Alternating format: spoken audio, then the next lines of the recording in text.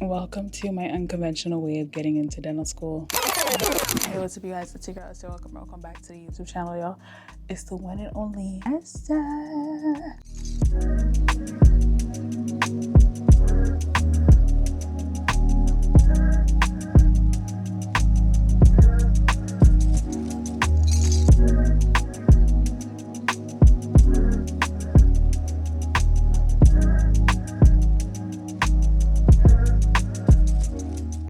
Welcome to the channel, guys.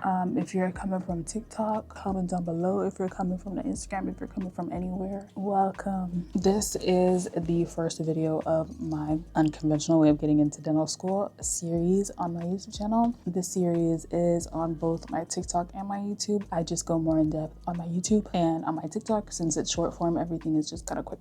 But there's still some information there. But over here, this is where we go deeper. Okay, if you guys didn't watch the TikTok, I'm still going to give you guys like a basic run through of my life, my education, my pre-dental life, what's happening, and then we can continue on to future tense of what's happening right now. You guys already know this. I do go to the University of Toronto and I am studying a degree in biology and a double minor in linguistics and women and gender studies. I am currently in my 5th year at this university and I will be taking another 2 semesters, summer semester and fall semester, and fall semester will be my last semester at the university because I'll be graduating. I won't be graduating in the fall semester. I'll be graduating in the next session for graduation, which is in spring of 2027. Before, my plan was to do my 4 years, study for the DAT in my 3rd year, take the DAT in my 3rd year, graduate, apply to dental schools by the end of my 4th year, get to dental school after I graduated my undergrad, and boom, that was the original plan. Plans did not work out, which is why this is called the unconventional way, because it is very unconventional. I did not follow a strict path. What's happening now is I am taking an extra year plus the extra 2 semesters, and then taking a year to do a master's program in biomedical science. And then after said master's program, I'm going to be going into dental school. It's a lot, but I can say at 23, I'll have a master's in my belt. So silver linings and everything, honestly. What I was trying to do when I first created this series was to stay in UTM until I got my GPA where I wanted it to be to apply to dental school and then just go straight from undergrad. But with so much thought process and so much calculations from here and there, I would be at UTM for another, I don't know, like 3 years, which is basically another undergrad. And I was not gonna let that happen. There is a stigma with people taking extra years at university, and I know whatever, finish whenever, because it's your degree. As long as you get the degree, you did it. Doesn't matter how old you are when you started, when you ended it, as long as you finished it. I've been trying to get that into my brain while I am, a couple years down, but I decided to just be real with myself and think of the realities of how this is gonna work. I don't want to keep pushing myself at UTM and keep taking a billion years over and over again, because by like next year, by the end of this year, I will not have any courses that I have to take for my program because I'll have everything set. Then I'll just be taking random courses, nonsense courses, honestly, just for a GPA booster. And that's just money wasted, time wasted, where I could be doing something else, if you know what I mean. Another thing is my GPA has flipped flop. Yes, there is a bunch of C's in there, and yes, C's get degrees, but C's also need to get themselves up. And just continuing at UTM, my C's would continue on and my GPA would not do good. I have also failed some classes too, calculus and chem, you guys already know.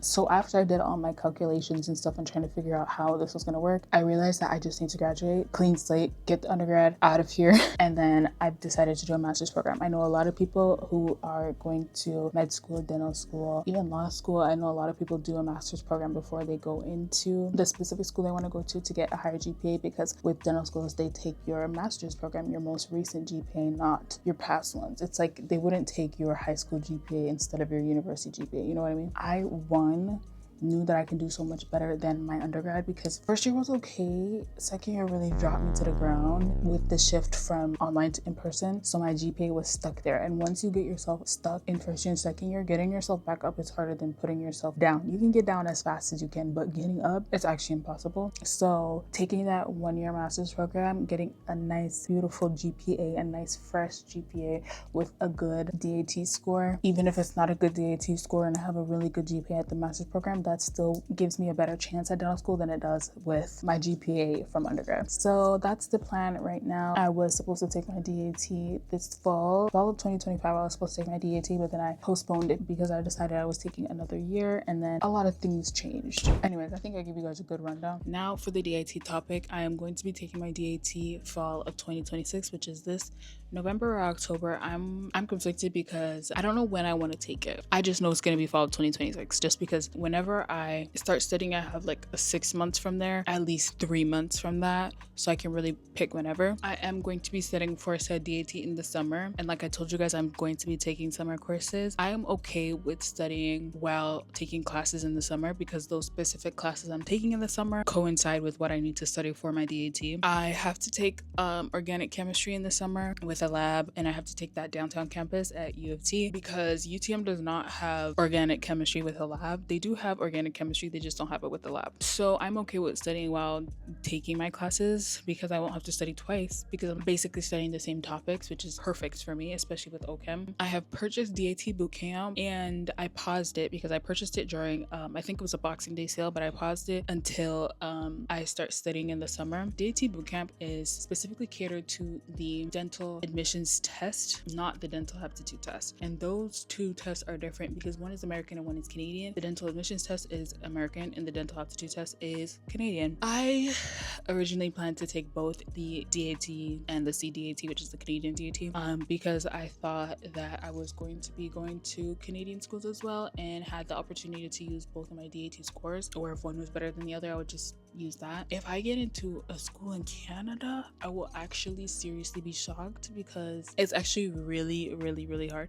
With my stats, it's almost it's almost laughable to think that I can go to U of T, which is funny because I'm at U of T right now, but it's laughable to think that I can go to higher education at U of T or any other Canadian schools. It's very limited. I don't actually know the dental schools in Canada other than U of T. How bad is that? I know there's one in Manitoba, which is so funny, but my stats are just not that good for me to apply to dental schools in Canada. And just to study for 2 separate tests with 2 separate programs, you can use DAT bootcamp to study for the Canadian DAT. I know a lot of people do that, but there's some differences. There's some slight differences. Because I wasn't going to apply to Canadian dental schools, I decided that I'm just going to take the American DAT because Canadian dental schools, most of them, if not all of them, accept the American DAT scores. So I just let myself have that because most of my school choices are all in the States because I will have a better chance of getting in there than I do getting in here, which is so funny. I know a lot of people are probably going to be asking, why are you taking the American DAT? Why are you picking schools in America?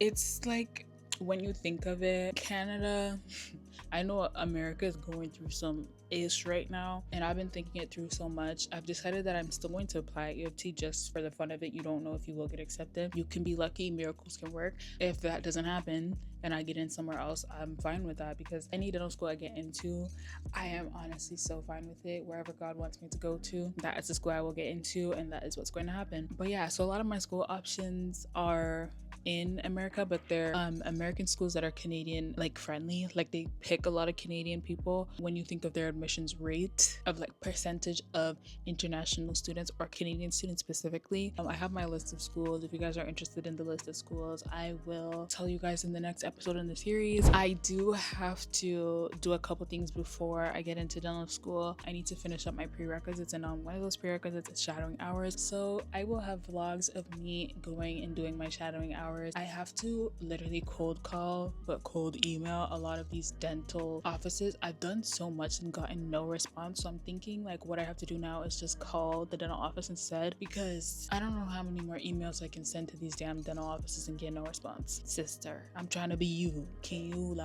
I'm just excited. I can't wait to get where I need to be. But as for right now, timeline includes taking my DAT, graduating undergrad, doing my 1-year master's program, and then dental school. So it's like a 1, 2, 3, 4. It's gonna be a smooth send off, and it's actually gonna go really fast. Once I graduate from undergrad, it's actually gonna be like quick from there, because I'm gonna have to be doing a lot of applications. I'm going to have to do a lot of experience work, volunteer work at dental offices, a lot of things that have to be done. But overall, I'm really excited. This was just like the basis, like the beginning video of this series. So if you guys have any questions about the dental world and how I'm doing it as a Canadian, comment down below. I can help you guys on what you gotta do prerequisites wise, and not to make mistakes that I did, so you guys will get there quicker and save more money, because money is being spent at this damn school. But yeah, welcome to the series. I'm excited. I do post videos on my TikTok as well, so you can go watch the TikTok, follow me on Instagram, so you can stay updated on any of my changes that happen to my dental school series, to my dental life. Really sorry that my room is talking while I'm vlogging, apologies. And I think that's it. I will see you guys when I see y'all. Make sure to watch all my other videos because they are fire. I say that in every video because it's a fact. Period, period, period. And once again, subscribe. Yalla bye, yalla bye, yalla bye, bye, bye. Yalla bye, guys.